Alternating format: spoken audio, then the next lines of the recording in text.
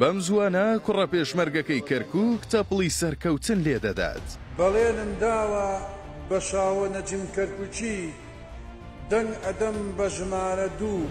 هەر لە دەنگدانی تایبەتی هەڵبژاردننی پەرلەمانی عێراقدا سەرکەوتنێکی گەورەی بۆ خۆی مسۆگەر کرد و سەدان ئەفسەر و پێشمەرگە پشتیوانیان لێ کرد. شاوەی نەجم کەرکووکی بەخێنم بەدڵ لەگەڵتەی کاتیمڕۆ دەرمەدا بە لیستی 275 بازنەی کەرکووک ژمارە 2 کاکە شاوە نەجم کەرکووک.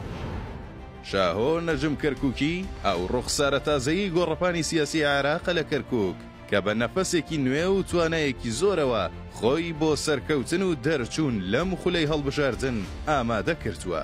ئەوە یەکەم دەنگمانە ئەسکەری بۆ کاک شاوە نەجم کەرکووک.